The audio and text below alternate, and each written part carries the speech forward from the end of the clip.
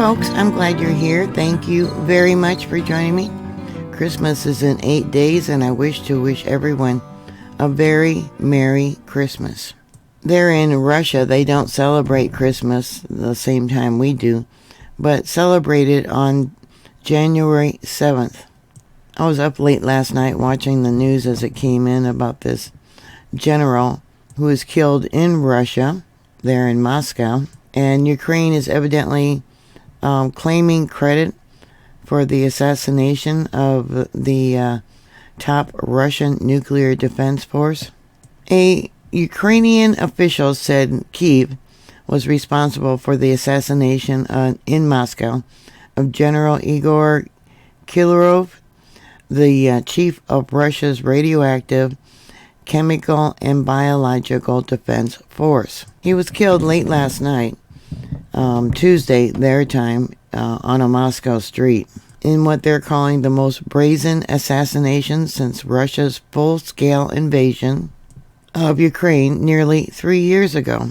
The general, Igor Kilarov, 54, died along with an aide after an explosive device planted in a scooter was detonated on Tuesday morning near the entryway to a residential building. Russia's investigative committee, a law enforcement agency, said in a statement, talking about poking the bear. I wonder if this would also fall under the Geneva Convention where, like heads of state, they can't be assassinated. Would he fall under that classification? I don't know. Put your information down below. Maybe you can tell me.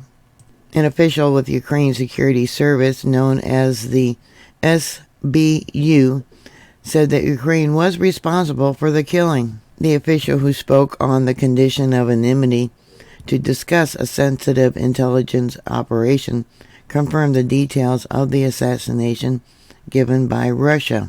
The SBU considered General Kirillov a legitimate target, the official said.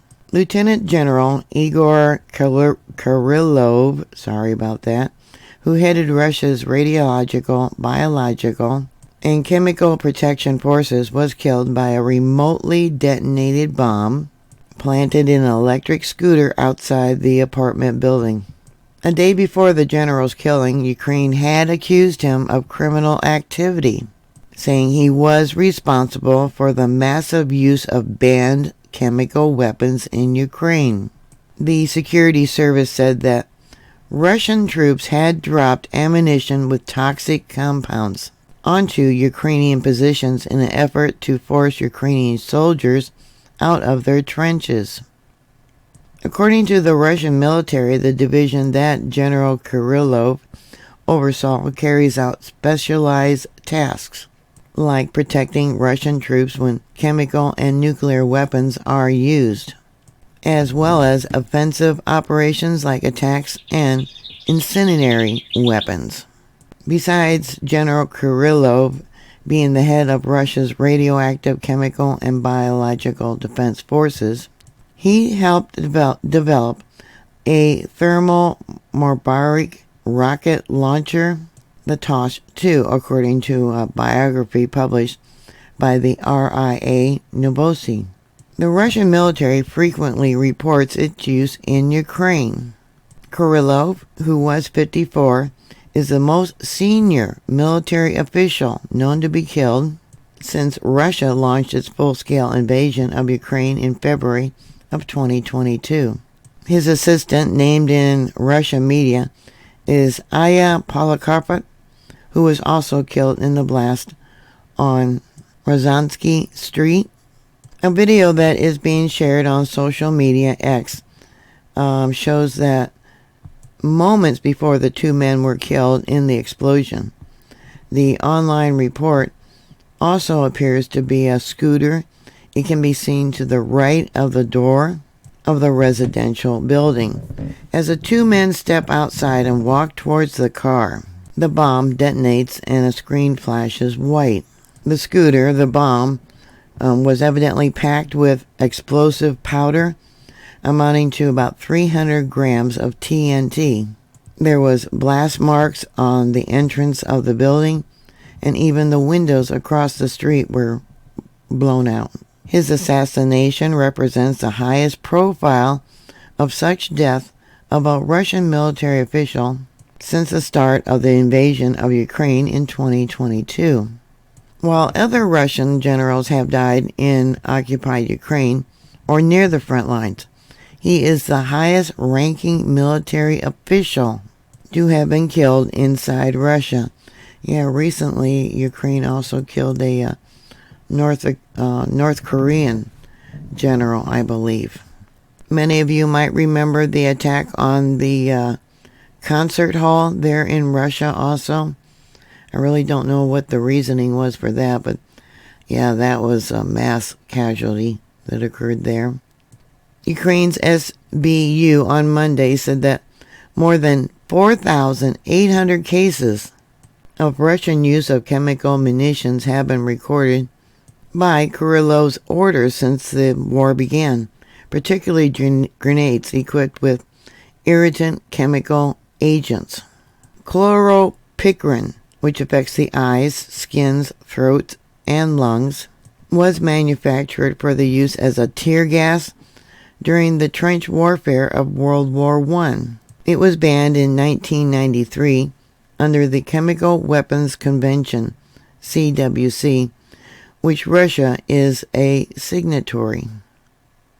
The U.S. State Department said in May of this year that Russia had used weapons to dislodge Ukrainian forces from fortified positions and achieve tactical gains on the battlefield.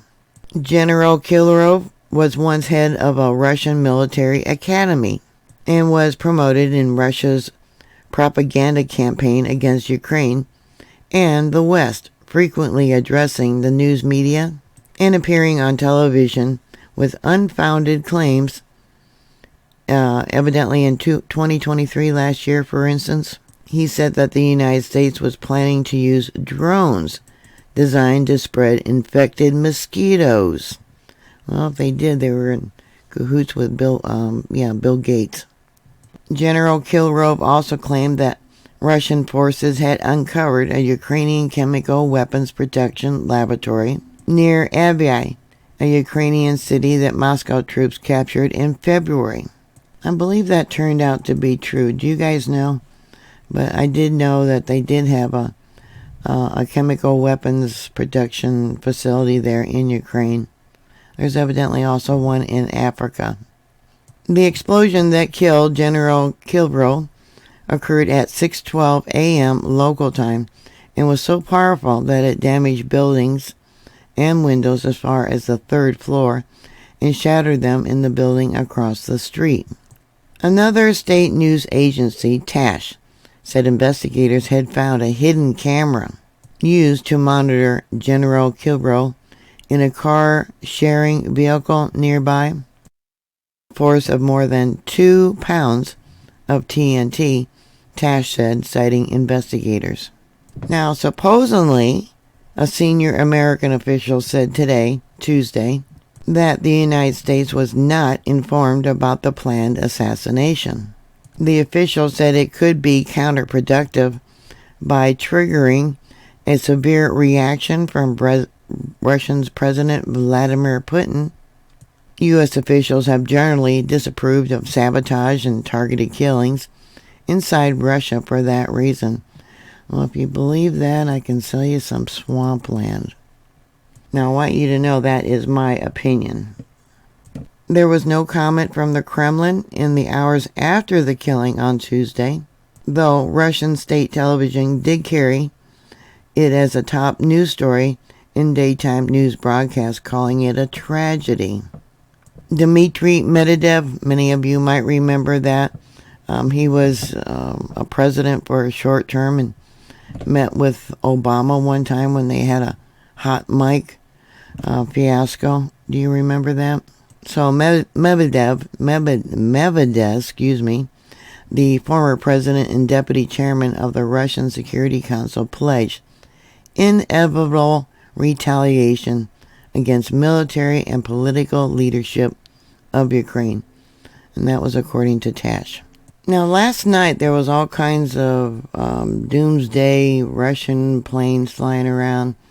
There was a special plane that carried somebody. There was speculation that it was Putin down to an area of the Caucasus Mountains. Currently, we got a Russian special flight squadron flying. We also got another one, and then a United States Boeing KC Pegasus flying around. Let me zoom in here a little bit and show you these planes. Let me try and... Okay, so that's the United States one. Flying around, snooping on stuff. And then we got... Okay, another one, a straddle tanker, so we're probably doing some refilling there. And got another plane flying from Turkey. There was one here a minute ago. It showed it was flying from Turkey. That's not it. Let me see if I can find it. There we go. It was flying, from Turkey, and who knows where it's going. Going to Moscow, possibly. And then we got another one that's flying, probably going to Moscow. But last night there was all kinds of activity going on. And here in the United States we got two tankers flying around. So there's probably fighter jets over there, and they're also doing reconnaissance for, I think looking for some sort of lost nuclear weapons. I don't know, but that's just my opinion. Two more straddle tankers, one over Michigan. Look at that. And then the other one, Iowa, it looks like. Definitely getting their flight hours in, aren't they? So what do you think the next move's gonna be? What kind of retaliation? You know Russia's gonna retaliate. Put your thoughts down below. Thank you very much for watching. Please like, share, and subscribe. And I'll talk to you later. God bless you. Bye.